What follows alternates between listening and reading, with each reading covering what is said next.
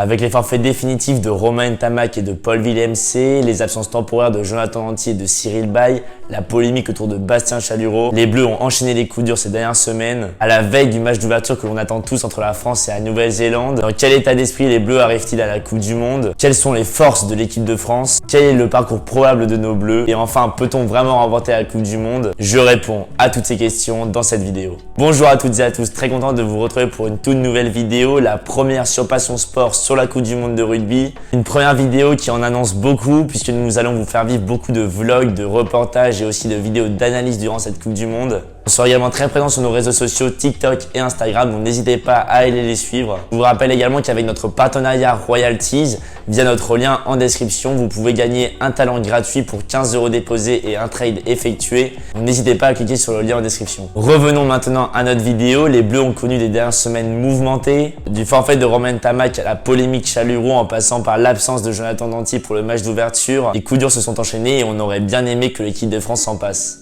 Tout d'abord, le forfait de Romain Ntamack suite à une rupture de ligament croisé du genou gauche lors du match de préparation face à l'Écosse a été le premier gros coup dur pour l'équipe de France. Cette absence laisse un grand vide chez les Bleus puisque Romain Ntamack était un élément majeur de l'équipe de Fabien Galtier depuis 4 ans. L'autre gros problème causé par ce forfait, le fait que Dupont ne sera pas associé à son coéquipier de toujours, que ce soit en club et en équipe de France. Ce sera donc à Mathieu Jalibert d'avoir la lourde tâche de faire oublier Romain Ntamack. Mais il s'est quand même déjà montré plus que rassurant, le Bordelais, puisqu'il a été très bon face à l'Australie. Paul Villemc a également déclaré forfait pour la Coupe du Monde. Le deuxième ligne s'est blessé la semaine dernière à la cuisse lors d'un entraînement. Son expérience, son gabarit et sa puissance vont très sûrement manquer à l'équipe de France. Cameron Ruki sera donc propulsé titulaire pour la Coupe du Monde aux côtés de Thibaut Flament. Bastien Chalureau est donc rentré dans la liste de Fabien Galtier suite au forfait de Paul Villemc. C'est une sélection qui a fait beaucoup de bruit, je vous en parle plus tard dans la vidéo. En plus de ces deux absences de taille, deux joueurs vont rater un ou plusieurs matchs de l'équipe de France pour la Coupe du Monde. D'un côté, on a Cyril Baille qui sera absent pour au moins les deux premiers matchs de la Coupe du Monde face à la Nouvelle-Zélande et face à l'Uruguay. Et de l'autre, on a Jonathan Danty qui ne sera pas titulaire face à la Nouvelle-Zélande. Ces deux joueurs seront donc remplacés respectivement par Reda Wardi et Yohan Moefana. Ce sont deux très bons joueurs bien sûr, mais ce ne sont pas des calibres du style de Jonathan Danty et de Cyril Baille. On peut aussi parler d'une troisième absence, même si on était déjà tous au courant avant que la liste de Fabien Galtier sorte. Je parle bien sûr d'Anthony Gelon qui était très gravement blessé l'année dernière et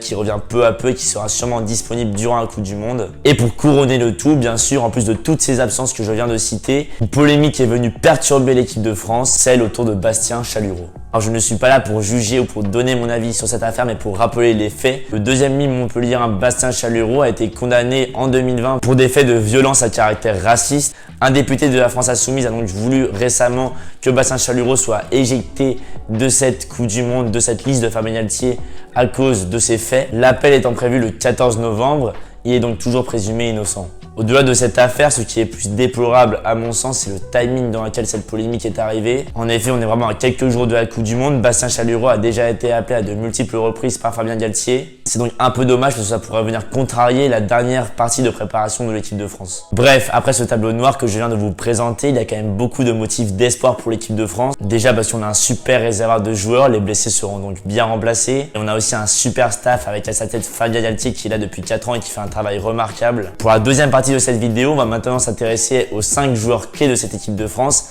J'ai décidé de faire un top 5 pour pas que la vidéo s'éternise. On commence par le talonneur Julien Marchand. À 28 ans, le talonneur du Stade Toulousain a décroché son 3e titre de champion de France avec le club rouge et noir. Après une grave blessure au genou il y a 4 ans, il va pouvoir enfin disputer une Coupe du Monde. C'est une figure majeure du 15 de France. Il a notamment démarré les 8 matchs de la saison passée. La seule ombre au tableau est le fait que Julien Marchand inscrit peu d'essais, il n'en a inscrit que 1 en 30 sélections. Quand on compare cette statistique à celle de Peato Movaca qui en est à 5 essais en 23 sélections alors qu'ils jouent tous les deux au même poste, on pourrait se dire que Julien Marchand n'est pas assez bon dans ce domaine. Et quand on voit tout son travail de sape pour permettre à ses coéquipiers d'arriver à marquer, on comprend pourquoi c'est lui le titulaire indiscutable dans ce 15 de France. Grégory Aldrit est également un joueur clé de l'équipe de France. Il a réalisé une saison incroyable avec La Rochelle où il a été sacré champion d'Europe. En équipe de France, c'est également un titulaire indéboulonnable. Il a 41 sélections à seulement 26 ans. Considéré comme l'un des meilleurs joueurs à son poste, on a trop hâte de le voir contre Savea, le 8 néo-zélandais ce vendredi.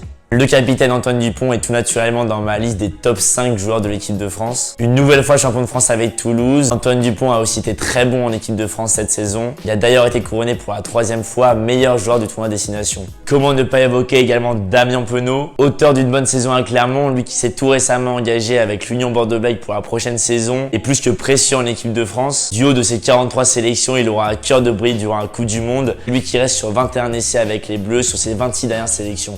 Enfin, Thomas Ramos est le dernier joueur de ma liste. Également champion de France avec le Stade Toulousain, le Tarnais est devenu cette année le meilleur réalisateur de l'histoire du tournoi Destination pour la France, avec 84 points inscrits à 5 points du record de Johnny Wilkinson. Ce sera le buteur de l'équipe de France pour la Coupe du Monde. Avec ses 85% de réussite lors du dernier tournoi Destination, on a confiance en lui. Pour la dernière partie de la vidéo, on va s'intéresser au parcours probable de nos Bleus. Comme vous le savez tous, l'équipe de France démarrera sa Coupe du Monde ce vendredi pour une affiche de rêve face aux All Blacks. Des All Blacks qui voudront faire oublier leur défaite historique connue face à l'Afrique du Sud il y a 2 semaines et qui misent sur leurs joueurs d'expérience comme les frères Barrett et aussi sur des jeunes pépites comme l'arrière Will Jordan qui marque énormément d'essais avec les Néo-Zélandais. Après ce choc, les Bleus défieront l'Uruguay le 14 septembre à Lille, la Namibie le 21 septembre au Vélodrome, puis clôtureront leur phase de groupe par un match face à l'Italie, porté par leur pépite Ange Capuzzo le 6 octobre à Lyon. Et donc si on arrive à passer les phases de poule et à se qualifier en quart de finale, on affrontera soit l'Irlande, soit l'Afrique du Sud. Ce sera donc un peu la finale avant l'heure. Mais personnellement, je pense qu'on peut gagner, qu'on peut même remporter cette Coupe du Monde devant 80 000 Français au stade, mais aussi énormément de Français chez eux devant la télé ou dans les fan zones. N'hésite pas à me donner ton avis dans les commentaires en me disant pour toi qui va remporter cette Coupe du Monde. En tout cas, j'en ai fini avec cette présentation. N'hésitez pas à liker, à vous abonner et à commenter, c'est super important pour notre média. Je vous dis à très bientôt sur Passion Sport pour de nouvelles vidéos. C'était Charles pour Passion Sport.